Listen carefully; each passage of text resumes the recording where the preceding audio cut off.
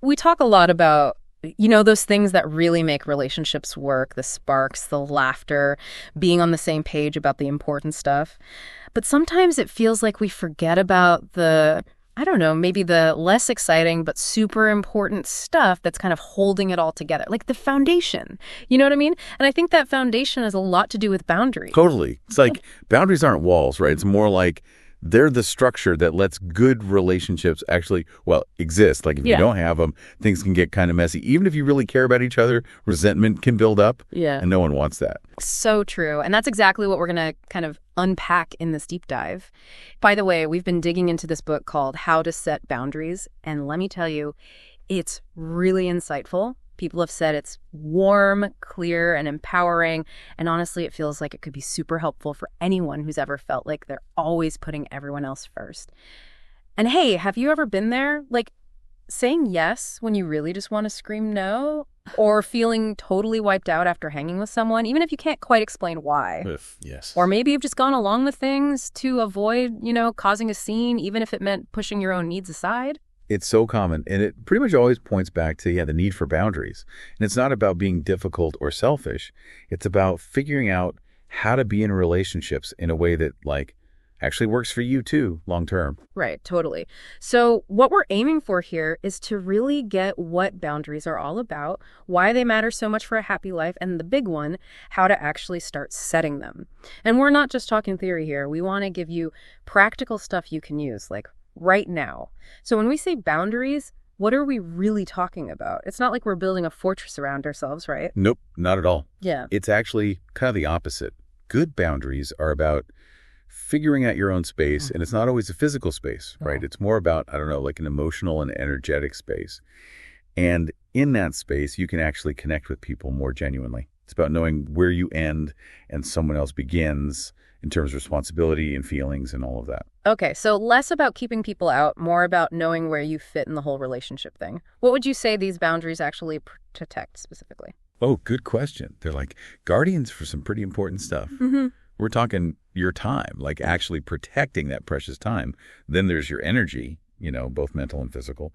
And then there's your emotional well-being, which is huge. Your physical self, too, like your personal space and your body. And then the big one, your values, the things that really matter to you. Boundaries help make sure all of that is respected and not constantly chipped away by other people's needs or expectations. That makes a lot of sense. Having a strong sense of self and what you need to, I guess, protect in order to actually thrive. Earlier, you mentioned this analogy about a house, and I thought that was super helpful. Yeah. Imagine your life is your home. And those boundaries are the doors, the locks, even that fence around your yard. They're not there to shut everyone out. They're there to help you decide who comes in, when, and what's okay once they're there. You choose who gets into your inner world, how much of your time and energy they get, and how you expect to be treated. It's such a clear picture. So we get the what, but let's talk why. Why is it so important? Why not just go with the flow and try to make everyone happy? What's the downside of not having those boundaries? The big problem with always trying to please everyone and not having any limits is that, you end up losing yourself. What you need and want takes a back seat. You're always putting others first. It's like pouring from your cup to fill everyone else's until yours is bone dry. And that can't be sustainable, right? Yeah. Neglecting yourself like that, it's got to have consequences. Exactly. That's where boundaries come in. When you start setting those healthy boundaries, something cool happens. You actually gain more self-respect. When you show that your needs are important, you're showing that to yourself and to the world. And then communication gets clear because you're saying what your limits are at front. That means less misunderstandings and resentment. And here's the kicker. Your relationships actually get stronger. They become more genuine because they're built on respect, not just obligation or fear of letting someone down. Plus, you'll feel so much less burnt out because you're not constantly overextending yourself for everyone else. So setting boundaries isn't about being rigid or unloving. It's actually a crucial part of having good, balanced relationships. It's kind of counterintuitive, right? That initial discomfort can actually lead to a much deeper connection later on. Totally. It's like this powerful statement about your worth. You're saying, hey, I value myself and my well-being. And that invites others to do the same. When you show that you respect yourself, you're teaching others how to love and respect you in a way that's true to who you are. Okay, so if someone's listening and thinking, maybe I need to work on my boundaries, What are some signs? Like, what are the red flags that they might need to, reinforce those boundaries? Oh, there are a bunch. So think about it. Do you feel guilty when you have to say no, even when the request is unreasonable or you just don't have the energy? Another thing, are you always the one everyone turns to, the go-to person, even when you're totally exhausted? Ugh, I know that feeling. You're stretched so thin, but saying no feels impossible. Right. Another clue is if you're constantly avoiding conflict, even when it means sacrificing your own needs, just to keep the peace. And lastly, pay attention to that, like low-level resentment that pops up after certain interactions, even if you haven't actually said anything about it. It's like an alarm bell going off in your head, right? Yeah. Telling you a boundary's been crossed or at least needs to be set. It's not just a random negative feeling. You got it. Those feelings, the guilt, the exhaustion, the conflict avoidance, the resentment, it's often your body saying, hey, something's not right here. We need some healthier limits. That's a great way to think about it, like tuning into those internal signals. You mentioned earlier that there are different types of boundaries. Can we break those down a bit so people can start to figure out which ones might need some work? For sure. Thinking about boundaries in categories can make them feel less, overwhelming and more like something you can actually do. Let's start with emotional boundaries. These are all about protecting your feelings, your mental space. So an example would be saying, I can't talk about that right now if something feels too sensitive or it'll lead to a negative headspace. So it's about choosing when and how you engage with heavy emotional stuff. Yeah, exactly. Then you've got time boundaries. These are about protecting your schedule, your energy, your priorities. Like you might say, my plate's full this week, or I need to end this conversation by time. It's about respecting your need for rest and personal time. Super important, especially these days when work and life can get so blurred. What about how we talk to each other? That falls under communication boundaries. Those protect how you talk to others and how they talk to you. It could be something like, please don't interrupt me. Or if someone's being disrespectful, I'm not okay with this tone. So clear expectations for respectful conversations. What other types should we be aware of? We've got relationship boundaries. These are bigger picture, like about values, comfort levels, how things work in your relationships overall. You might say, I need some alone time after we hang out. Or in a romantic relationship, this is moving too fast for me. It's about making sure your needs are respected within your connections. And with all the tech these days, we need boundaries there too, right? Yeah, that's digital boundaries. Protecting your online space, your privacy, how you use technology, like setting specific times to check emails or social media, or being clear about not sharing personal info online with people you don't know. Or maybe I like to keep my social media private. It's crazy how many areas of life need good boundaries. And you said it before, what works for one person might not work for another. It's so personal. Absolutely. There's no one size fits all. What feels healthy for one person might feel totally off for someone else. The key is to really think about what you need and value and what feels comfortable for you. So we've covered why boundaries matter, the signs you might need them, and the different types. Now, the part a lot of people struggle with. How do you actually set them? It can feel awkward and bring up guilt or anxiety. This is where the rubber meets the road, right? It's normal to feel a bit nervous, but setting boundaries is taking care of yourself, not hurting yourself. Step one is getting clear about your limits. Take some time to really think. What drains me? What makes me feel safe and respected? When do I feel like my boundaries are being crossed? This self-awareness is the foundation for everything. That inner work is key. If you don't know your own limits, how can you tell anyone else? So what's next? Once you know your limits, step two is communication. Be direct and clear. This doesn't need to be a big dramatic thing. A calm, simple statement is often best, like I need, I prefer, or I'm not okay with. Be assertive and don't beat around the bush.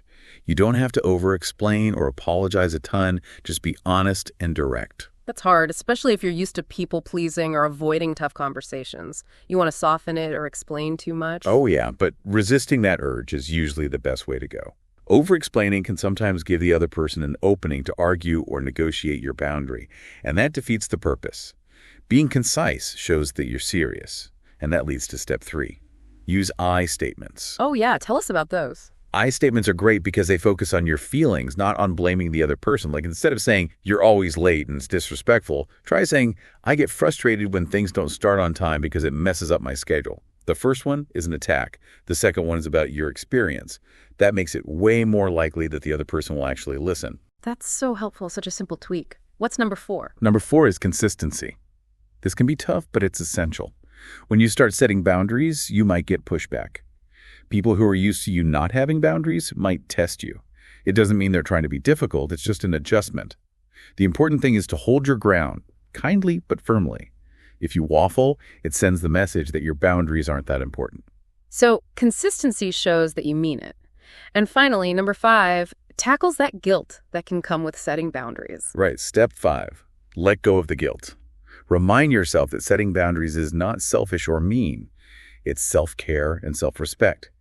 You have the right to take care of yourself, and you don't need to feel bad about it. In the long run, boundaries make relationships better for everyone. We often think saying no means we're a bad person, but it's really about being good to ourselves and having healthier relationships. What about when people just don't respect the boundaries you try to set? That's a tough one. Not everyone is going to love your new boundaries right away. So people might get upset, try to guilt you, or even blame you for being unreasonable. Their reaction isn't your responsibility. But that's hard to remember when you're used to taking on everyone's emotions. For sure. It's a shift in thinking. But your main job is to protect your own peace, not to make sure everyone else is comfortable with your boundaries. And if someone keeps crossing your boundaries, even after you've been clear, that's a big red flag. It might be time to look at that relationship and see if it's actually good for you. That's a really important point. Boundary violations say a lot about how much someone respects you. Can you give us an example of how to handle a tricky boundary situation, like a real-life scenario? Let's say you have a friend who always calls late at night to vent. You care about them, but those calls exhaust you and mess with your sleep. You feel like you have to answer every time. Here's a good boundary. Hey, I love talking to you and I want to be there for you, but I need to get enough sleep so I can function during the day. Would it work for you if we talked during the day instead? I like that. It's caring, but it's also clear about your needs and offers a solution. Right. You're not shutting them down. You're being honest and proactive. That honesty, even if it feels a bit scary at first, is so powerful for building healthy relationships. So as we wrap up this deep dive into boundaries, what are the big takeaways? What do you really want listeners to remember? The most important thing is that setting boundaries is self-love. It's about honoring your needs and limits, but it's also a way of loving the people in your life because it allows you to connect with them in a genuine and healthy way. You're not carrying their burdens, and that's better for everyone. It's a really beautiful way to think about it. Yeah. You don't have to prove your worth. You don't have to overgive to earn love. And you don't have to sacrifice your well-being to keep others comfortable. Your needs matter. What advice would you give someone who wants to start setting boundaries but feels a bit overwhelmed? Start small. Pick one area where you need a boundary and practice setting it. It doesn't have to be a huge confrontation. Just start speaking up about what you need. And trust that the people who are meant to be in your life will respect those boundaries. They might need time to adjust, but they'll get there. And the ones who don't, well, they might not be the healthiest connections for you anyway. That's so encouraging. So as you're thinking about this, maybe pick one small boundary you want to set this week. See how it feels, how it affects your well-being and your relationships. Remember, setting boundaries is a journey, not a race. Each step towards honoring your needs is a step towards a happier, more authentic you.